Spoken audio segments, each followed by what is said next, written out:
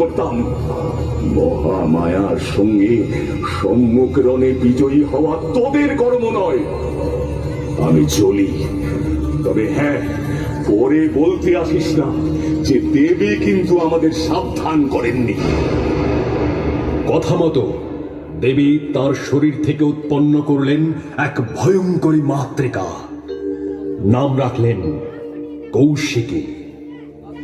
এরপর ব্রাহ্মী রূপে ব্রহ্মার সঙ্গে, বৈষ্ণবী রূপে বিষ্ণুর সঙ্গে, ঐন্দ্রী রূপে ইন্দ্রের সঙ্গে, রৌদ্রী রূপে রুদ্রের সঙ্গে, কৌবেরী রূপে কুবেরের সঙ্গে, নৃসিংহিকা রূপে নৃসিংহ অবতারের সঙ্গে ও মাহেন্দ্রী রূপে শিবের সঙ্গে যুক্ত হয়ে সপ্ত মাতৃকা রূপে শুম্ভ নিশুম্ভ বধে অগ্রণী হলেন তিনি।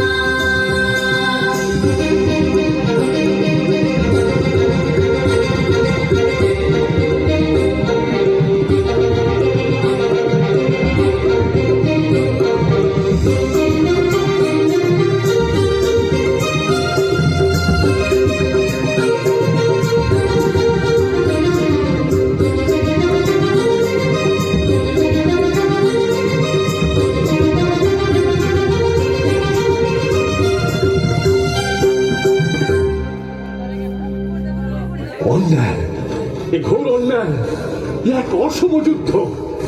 আমরা দুজন আর আপনারা 7 জন নিশুম্ভকে অন্যায়ভাবে বধ করলেন। আপনারা নাকি দেবী, এমনই স্বল্প আপনাদের ক্ষমতা যে এক এক করে রণে অবতীর্ণ হওয়ার সাহস নেই। আমি তো একা। আসুন দেখি, এক একজন করে আমার সঙ্গে যুদ্ধে, দেখি কোন দেবীর ক্ষমতা কত।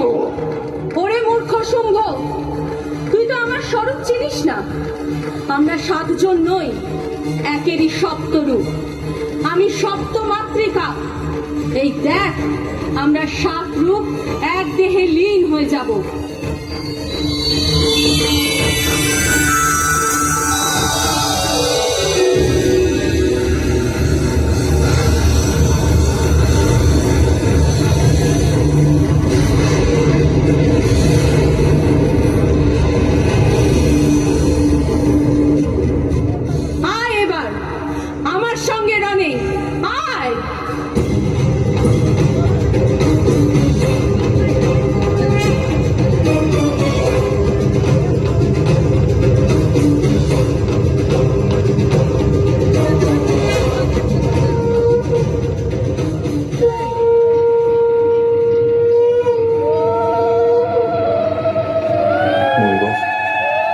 দেবী সত্যিই এক মাতৃমূর্তি। সন্তানের আপন দোষ ধারণের সুযোগ তিনি সবসময় দেন। সেই চেষ্টা ব্যর্থ হলে তবেই দেখি তাঁর রণরঙ্গিনী রূপ, তাও যেন সন্তানদের শিক্ষার্থে। সন্তানদের রক্ষা করতে আর ভুবনকে পালন করতে দেবী বারবার নিয়েছেন রুদ্র সব রূপ। আসুন এবার আপনাদেরকে বলি, আবার দ্বারকাসুরকে বধ করবার জন্য সতী দেহের 16 ভাগের 1 ভাগ দেবী শিবের শরীরে প্রবেশ করান। তখন শিবের কণ্ঠের নীল বিষে দেবীর শরীর নীল হয়ে যায়। দেবী শিবের ললাটে অবস্থিত ত্রিনয়ন থেকে উদ্ভূত হয়ে বাইরে বেরিয়ে আসেন। ঘন নীল বদনা বা কৃষ্ণ বদনা, তার এই রূপের নাম হয় কালী বা কালিকা। অসুর বধে মত্ত হয়ে ওঠেন দেবী। তখন তার সে এক ভয়ঙ্করী রূপ, কণ্ঠে নরমুণ্ডের মালা, পরনে কর্তিত হাতের মেখলা, হাতের খড়গ বারংবার ঝলসে উঠছে। আর অরণ্যের বন্য প্রাণী, নেকড়ে, শৃগাল সব তার পিছু পিছু চলেছে রক্ত আর মাংসের ভোজের আশায়। পৃথিবীর বুক তখন ডুবে গিয়েছে রক্তের বন্যায়। মাটি আর দেখা যায় না, বয়ে চলেছে রক্তের নদী। দেবীকে নিরস্ত করা যাচ্ছে না, তিনি মেতে উঠেছেন অসুরের ধ্বংসলীলায়। তখন দেবতারা সকলে মিলে শিবের দ্বারস্থ হয়ে বললেন, মহাদেব, আপনি যদি কিছু উপায় না করেন তবে সৃষ্টি বুঝি এবার লোপ পায়। কালীকে ঠেকায় সাধ্য কার? অন্য উপায় না পেয়ে শিব তখন সেই রক্তে ভেজা মাটির বুকে লক্ষ শবের একটি সেজে শুয়ে পড়েন। অন্যদিকে সেই রক্ত স্রোতের উজানে পা ডুবিয়ে চলতে অলক্ষেই দেবী শিবের বক্ষে পদস্থাপনা করেন। কিন্তু পদস্থাপনা মাত্র তিনি টের পান ঘটনাটা কি ঘটে গিয়েছে। তাই লজ্জায় জিভ কেটে তিনি দাঁড়িয়ে যান, ক্ষান্ত হন, বন্ধ হয় হত্যালীলা।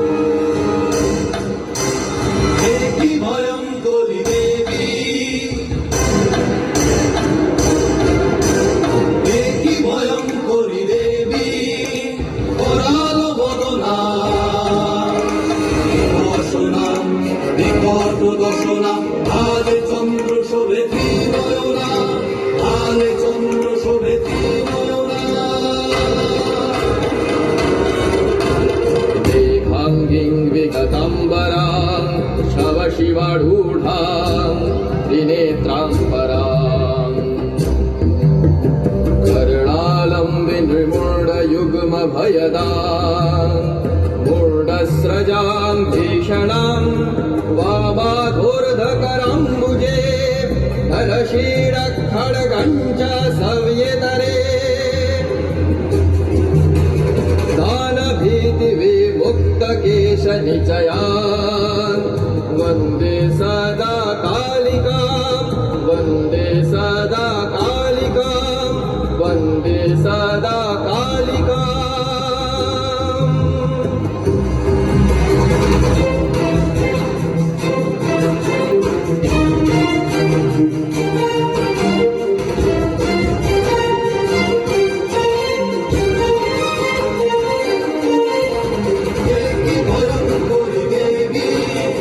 শিবা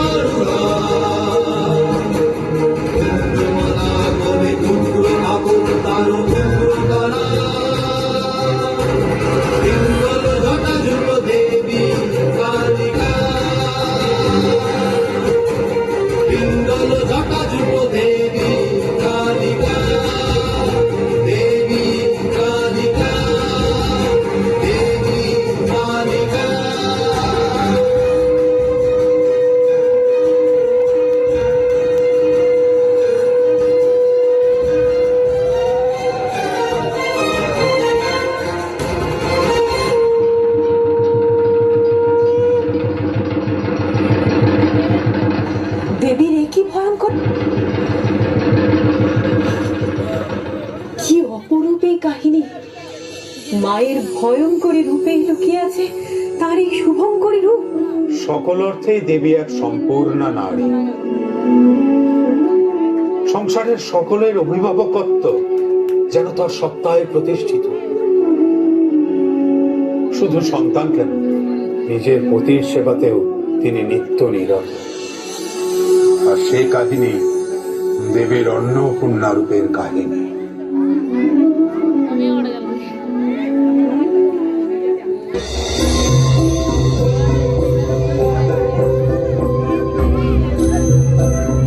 সুস্বাগতম দেবগণ।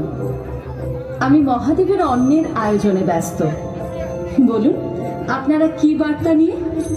দেবী, আমরা ভাবছিলাম মর্তে যদি আমরা হরগৌরীর এক মূর্তি প্রতিষ্ঠা করি। মূর্তি? তার কি প্রয়োজন? আমরা তো মৃন্ময়ী নই।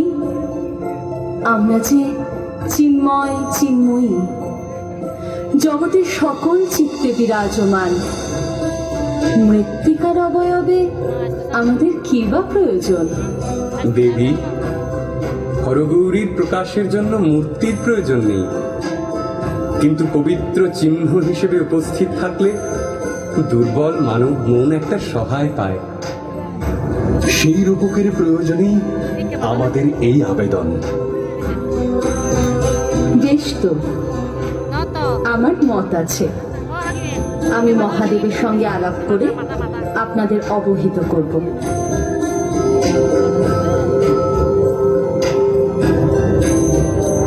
আচ্ছা, মহাদেব কোথায়? ভোজনের সময় অতিবাহিত হয়ে যায়, তাকে তো দেখছি না। কোথায় গেলেন তিনি? যাই, সন্ধানে যাই।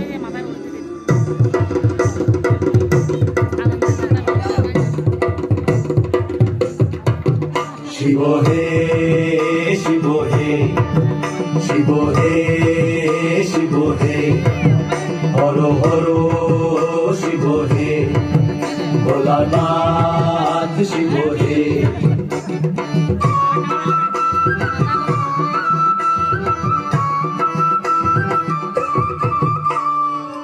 আমি যে পাগলা ভোলা, হৃদয়ে প্রলয় দোলা, আয়না নাচি বাঁচি প্রাণ ভরে। হা হা হা পায় যে হাসি, যত সব বিশ্ববাসী ধরছে নিচে পড়ছে পিছে মরছে ডরে। বাজারে ডঙ্কা নাড়া, তারা সব শঙ্কা তারা, হয় কি পাগল ভাঙনা আগল চল পালিয়ে। ভুলে যা যত হিসাব, ছুঁড়ে ফেলে যত কিতাব, কি আর পাবি হায় হিসাবই খায় জ্বালিয়ে।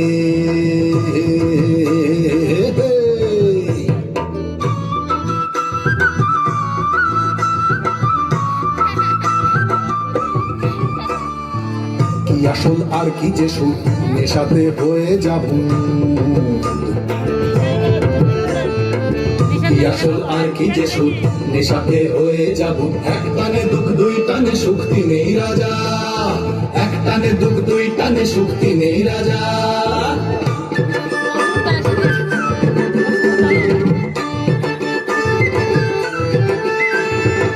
কি হবে খাজনা দিয়ে, পড়ে থাক বাজনা নিয়ে, টুম টাক টুম টুম পাত্তি বাজা।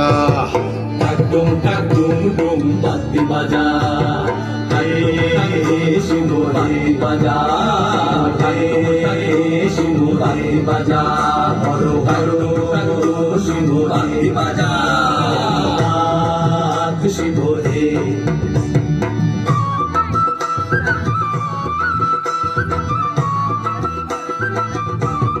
ছি ছি ছি, এদিকে আমি অন্যের আয়োজন করেছি, ওইদিকে সংসার ধর্ম ভক্তের সেবা, এই সকল কর্মে উদাসীন দেবাদিদের। ওই অপদার্থ সঙ্গীদের নিয়ে নৃত্য গীতে মত্ত। অন্যের কি তবে কোনো মূল্য নেই? কি হলো দেবী, এত কুপিত কেন? ওহো, তুমি অন্নের আয়োজন করেছ। অন্ন তো সকল বস্তুর মধ্যে সবচেয়ে গৌণ দেবী, কেবল ক্ষুধা নিবৃত্তি করে, সুধার তৃষ্ণা তো নিবারণ করে না।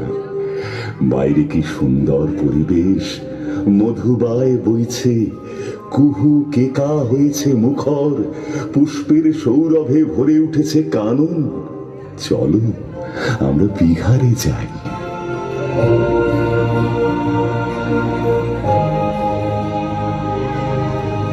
কি হলো, তুমি এখনো অভিমান করে রয়েছ?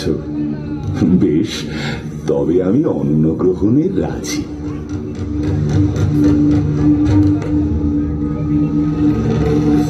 কথা কম, এখনো কেন নিরুত্তর দেবী? সামান্য অন্নের কারণে তুমি আমাকে অপমান করলে? অন্ন তোমার কাছে এতই বড় হলো? বেশ, আমিও মহাদেব, আমি এই মুহূর্তে কৈলাস ত্যাগ করে চলে যাব। তোমার ওই অন্ন গ্রহণ না করলেও আমার চলবে। আমি মরতে গিয়ে ভিক্ষাবৃত্তি করে প্রাণ ধারণ করব, সেও ভালো, তবু তোমাকে আমার প্রয়োজন নেই।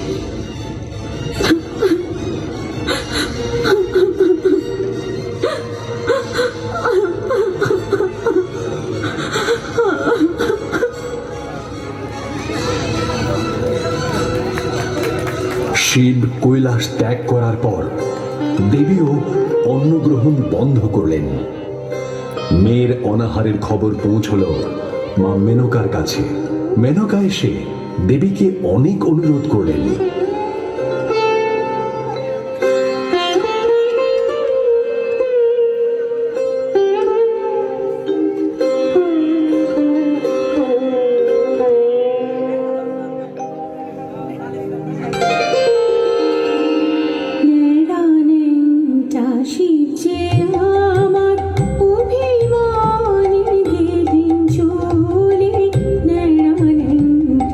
শিব যে আমার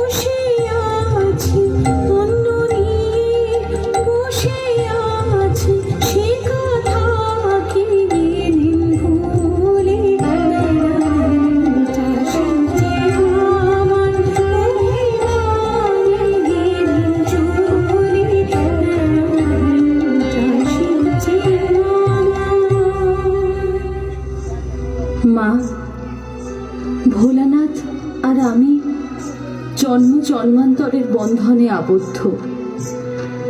আমি কিছুদিনের মধ্যে মর্তবাসীকে ত্রাণ করবার উদ্দেশ্যে অন্নপূর্ণা রূপে বারাণসী ধামে প্রকাশিত হব।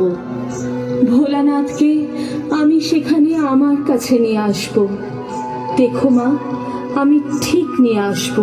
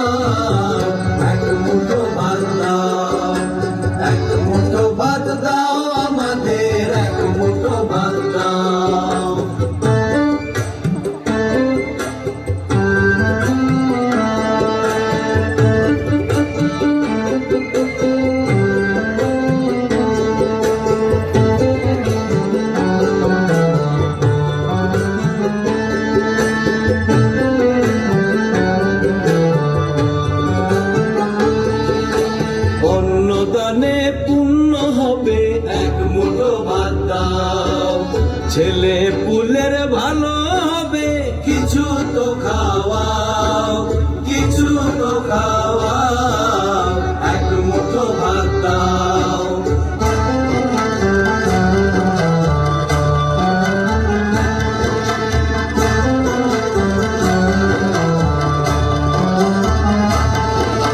শিবের মতো জামাই পাবে,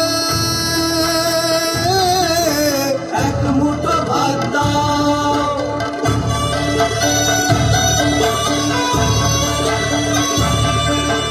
আই বুড়ো নাম ঘুচে যাবে,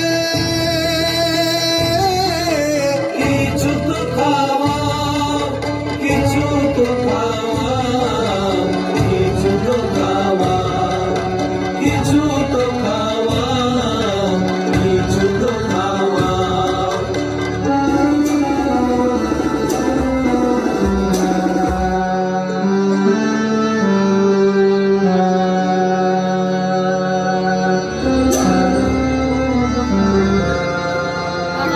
ও ভালো মানুষেরা, তোমরা যে অন্ন খুঁজে মরছো, তাহলে বারাণসী ধাম যাচ্ছ না কেন? সেখানে যে এক ব্রতচারিণী অন্ন ভিক্ষা দিচ্ছেন। যাও যাও, সেখানে যাও, তোমাদের ক্ষুধা দূর হবে। ব্রতচারিণী অন্ন বিতরণ করছেন? বাহ, এ তো বড় সুসংবাদ। তোমার তোমার মঙ্গল হোক পথিক, তোমার মঙ্গল হোক।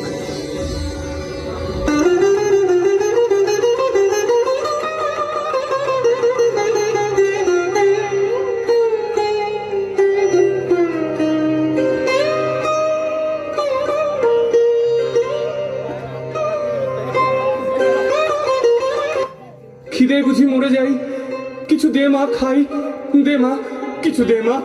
ওরে, ওইভাবে কি কেউ ভিক্ষা চায়?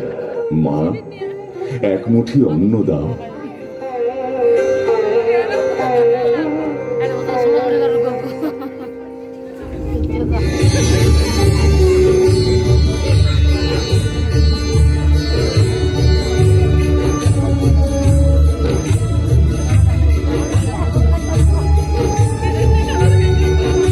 কে তুমি? তুমি তো সাধারণ ব্রতচারিণী নও। কে তুমি? কেন তুমি অবগুণ্ঠিতা? বলো তুমি কে? আমি দর্শন চাই, মানুষ যেমন চায় দেবীর দর্শন। আমি সামান্য নারী, আমার দর্শনে আপনি কি করবেন?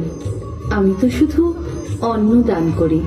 আমাকে সুযোগ দাও, আমি তোমার ঋণ পরিশোধ করব। আমার ঋণ কেন? এ তো অন্যের ঋণ। মনে রাখবেন, কেউ যখন অন্ন পরিবেশন করে আপনারই অপেক্ষায় থাকে। এই কথা কেন বললে? কে তুমি? বলো কে তুমি? আমি অন্নপূর্ণা।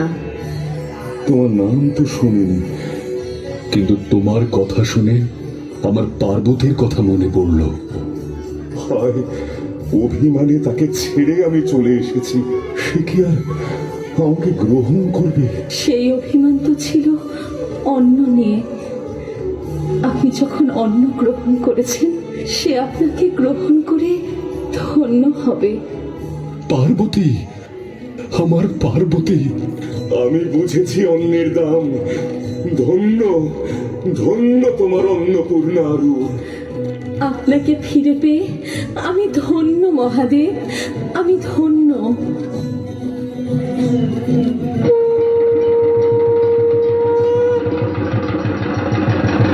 কি অপূর্ব দেবী কাহিনী! বলুন মহামণি, আমরা কি ধরাধামে এই দেবীর পূজা করার অধিকারী হতে পারি না? কেন এত ভাবছেন মহারাজ? আপনাকে সকল কাহিনী আমি বলছি। একটা সুসংবাদ দিই আপনাকে। দেবী আপনাকে বেছে নিয়েছে মর্তে তার প্রথম পূজারী হিসেবে।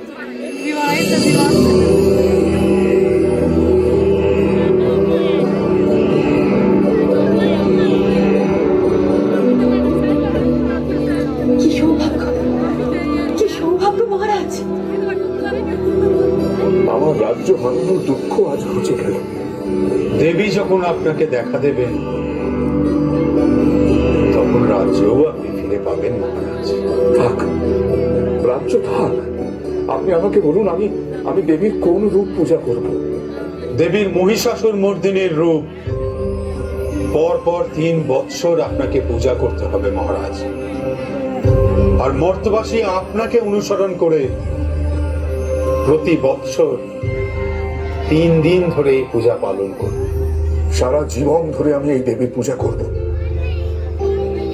কিন্তু মহিষাসুর মূর্তিনি, সে রূপ তো আপনি আমাদের দেখাননি। এইবার দেখবেন মহারাজ। বরাহ পুরাণ মতে দৈত্য বিপ্রচিত্তির মাহিষ্মতি নামে এক কন্যা ছিল। তিনি একদিন তপস্যারত সিন্ধু দ্বীপ নামে এক ঋষিকে মহিষী বেশে ভয় দেখালে ঋষি রুষ্ট হয়ে শাপ দিয়ে বলেন, তুমি মহিষী হও। এই মহিষী ঋষি মাহিষ্মতির পুত্র হলেন মহিষাসুর। মহিষাসুর তীব্র তপস্যা করে মহাদেবের কাছে বর লাভ করলেন এবং ইন্দ্রকে পরাজিত করে স্বর্গরাজ্য ভোগ করতে লাগলেন। দেবতাদের উপর চলল অকথ্য অত্যাচার। দেবতারা শরণাপন্ন হলেন শিব ও বিষ্ণু। দেবতাদের শক্তি দিয়ে তৈরি হল দেবীর রূপ।